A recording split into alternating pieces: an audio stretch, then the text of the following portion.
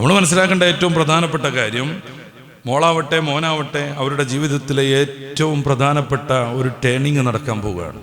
അതുവരെ കുട്ടിത്തമായിരുന്നു, യുവത്വമായിരുന്നു, ബാധ്യതകളില്ലായിരുന്നു, സ്വന്തമായി ജീവിച്ചാൽ തന്നെ കാര്യങ്ങൾ നടക്കുമായിരുന്നു. പക്ഷേ ഇനി അങ്ങനെയല്ല. രണ്ടുപേർക്കും ബന്ധം കൂടുന്നു, രണ്ടുപേർക്കും ബാധ്യതകൾ ഉണ്ടാകുന്നു. അവരുടെ ജീവിതത്തിലെ ഏറ്റവും പ്രധാനപ്പെട്ട ടേണിങ് നടക്കുമ്പോൾ അത് മതപരമായിരിക്കണമെന്ന് നമ്മൾ കൃത്യമായി നിഷ്ഠ വെക്കണം.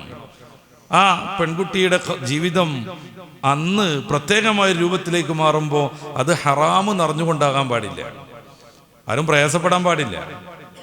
ഇന്നത്തെ കല്യാണം പല പ്രമുഖരുടെ വീട്ടിൽ പോലും മുമ്പ് നമ്മൾ സൂചിപ്പിച്ചതുപോലെ ആർഭാടങ്ങളായി മാറുന്നു, മതവിരുദ്ധമായി തീരുന്നു.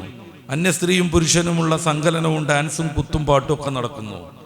ഇത് മതത്തോട് നടത്തുന്ന ദ്രോഹം മാത്രമല്ല, സ്വന്തത്തോട് നടത്തുന്ന ബുദ്ധിമുട്ടിക്കൽ മാത്രമല്ല, ഈ കുട്ടിയുടെ മകളുടെ രണ്ടുപേരുടെയും ജീവിതത്തിൽ ഏറ്റവും വലിയ അശുഭമായിട്ടാണ് അത് സംഭവിക്കുക.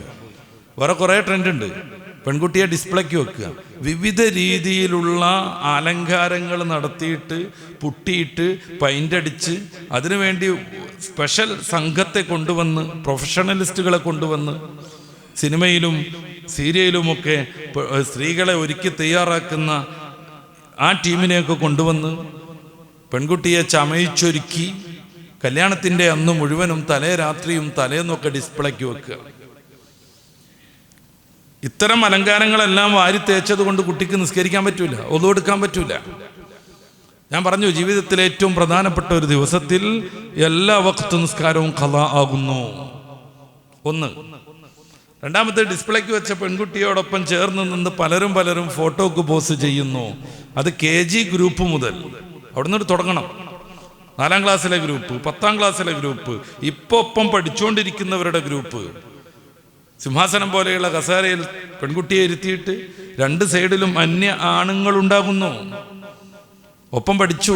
ഇത് ഇത്തരം തോന്നിവാസങ്ങൾ അനുവദിക്കാനുള്ള മാർഗമാണോ? അല്ല. ബന്ധുക്കളാണ്, പക്ഷേ മഹറമല്ല. അവരോടൊപ്പം പെൺകുട്ടിക്ക് നിൽക്കാൻ പറ്റുമോ? അതിൻ്റെ ഒക്കെ പുറമെ 4ഉം 5ഉം പേർ ഇതുപോലെ ലൈറ്റൊക്കെ ഇങ്ങനെ വെച്ച് ക്യാമറയ്ക്ക് ബോസ് ചെയ്യാൻ പെൺകുട്ടിയെ അങ്ങോട്ട് നിർത്തി ഇങ്ങോട്ട് നിർത്തി വ്യത്യസ്ത ആംഗിളിലേക്ക് മാറ്റിപ്പിടിച്ച് സൈഡിലൂടെ മുന്നോട്ടെടുത്ത്, പിന്നെ ചിലപ്പോൾ നിക്കാഹ് കഴിഞ്ഞിട്ട് പോലും ഉണ്ടാവില്ല, ഈ പ്രതിശ്രുത വരം വന്ന് തോള് കൈ വെച്ച് വട്ടം ചുറ്റിച്ച് പരമാവധിക്കപ്പുറം തോന്യാസം കൊണ്ട് നിറച്ചിട്ട് നമ്മുടെ മക്കളുടെ ജീവിതത്തിൽ ഏറ്റവും പ്രധാനപ്പെട്ട ഒരു ദിവസം കളങ്കത്തിലാക്കുന്നു. നമ്മൾ ഒരിക്കലും സമ്മതിക്കാൻ പറ്റൂല. ഈ ബന്ധങ്ങളാണ് പിന്നീട് ആത്മഹത്യയിലേക്ക് എത്തൽ. മതം മാറി നിൽക്കുന്ന വിവാഹ ചടങ്ങുകളിൽ ഒരു നിലക്കുമുള്ള അനുഗ്രഹം നമ്മൾ പ്രതീക്ഷിക്കാൻ പാടില്ല. അത് ആത്മഹത്യയിലെത്തും.